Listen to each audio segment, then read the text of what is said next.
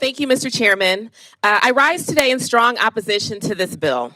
At a time when families in Northern Illinois and across the country are already struggling with high costs, House Republicans are pushing a bill that would raise utility bills, gut environmental protections, and cripple the agencies that keep our water clean and our air safe to breathe. This bill will shift the burden of environmental protection to state and local governments, forcing them to choose between raising taxes or cutting water inspections.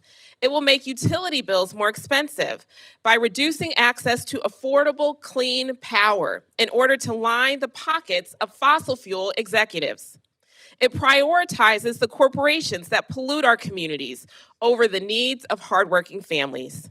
House Republicans have written a bill that benefits their corporate donors, but will make our air and water dirtier, our families sicker, and our wallets lighter.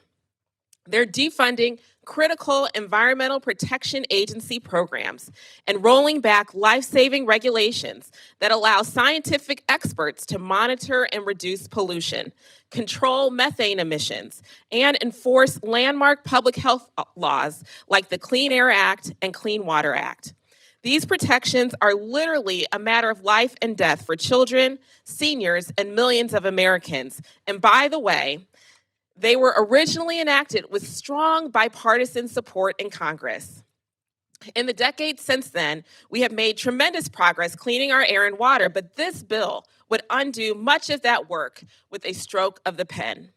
In my district, the EPA is now only beginning a long-awaited cleanup of radium-contaminated soil at the Superfund site in Ottawa, Illinois.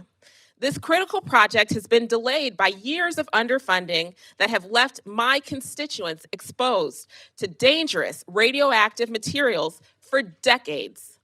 When Congress underfunds programs like this, that is not fiscal responsibility. It's passing the buck and leaving our constituents to pay the price.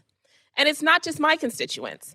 Farmers in California's Central Valley are struggling with a historic drought, while in Iowa, they are battling severe storms and floods. In Arizona, many tribal nations lack basic water infrastructure due to chronic underinvestment. This bill tells these communities that their health and their future don't matter. This bill also slashes funding for our national parks and accelerates the exploitation of protected areas for short-term corporate gain. It even removes key protections under the Endangered Species Act, another popular and effective law that passed with overwhelming bipartisan support.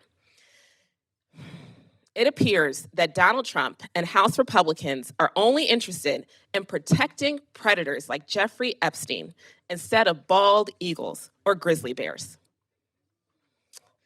In addition to trashing our planet, this bill also slashes support for the arts and cultural institutions, eliminating vital grants that support education and historic preservation in communities across the country. These programs are economic drivers and job creators in our communities, and these cuts will have a real impact. We are witnessing a coordinated effort to dismantle the foundations of environmental stewardship, cultural preservation, and economic fairness. And for what? To protect corporate profits, to give polluters a free pass, to exploit and endanger communities that have fought for decades for clean water and clean air and basic dignity. This bill does not save taxpayers money, it sells them out.